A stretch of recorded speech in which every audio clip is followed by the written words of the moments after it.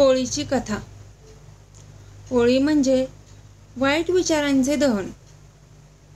होळी हा देशभर रंगांचा सण म्हणून ओळखला जात असला तरी महाराष्ट्रात त्याचे महत्त्व वेगळे आहे. ग्रामीण भागात शिमगा या नावाने ओळखल्या जाणाऱ्या सणामागे एक आख्यायिका आहे. होळीची कथा पुढील प्रमाणे. पूर्वी राक्षस कुळात हिरण्यकश्यपू नावाचा राक्षस होता. तो स्वतःला श्रेष्ठ समजत असे. देवतांविषयी त्याला अतिशय तिरस्कार होता. त्याला प्रल्हाद नावाचा मुलगा होता. प्रल्हाद बालपणापासून विष्णूचा परम भक्त होता. प्रल्हाद दिवस रात्र विष्णूच्या नावाचे नामस्मरण करत असे. नेमके हेच हिरण्यकश्यपूला मान्य नव्हते. त्यामुळे त्याने प्रल्हादाला त्यापासून परावृत्त करण्याचा प्रयत्न केला, परंतु प्रत्येक वेळी तो अयशस्वी ठरला. अखेरीस कंटाळून हिरण्यकश्यपूने आपल्याच मुलाचा वध करण्याचा निर्णय घेतला.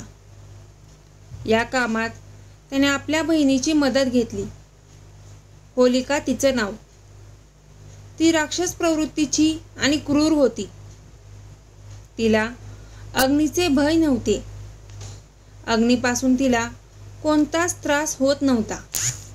म्हणून हिरण्यकश्यपूने लाकडाची चिता रचली. त्यावर होलिकेला बसवलं आणि तिच्या मांडीवर प्रल्हादाला बसवले. परंतु प्रल्हादाच्या भक्ती साधनेमुळे उलटेच घडले. होलिका जळून खाक झाली आणि विष्णू भक्त असल्यामुळे प्रल्हादाला काहीही झालं नाही.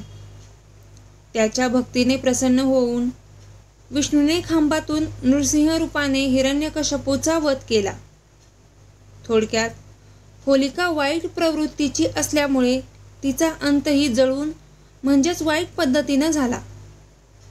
त्यामुळं वाईट आचार विचारांना तिलांजली देणं आणि आपल्या मनातील वाईट विचारांना होळीप्रमाणे आगीत जळून राख करावी, हाच होळी साजरा करण्यामागचा उद्देश आहे.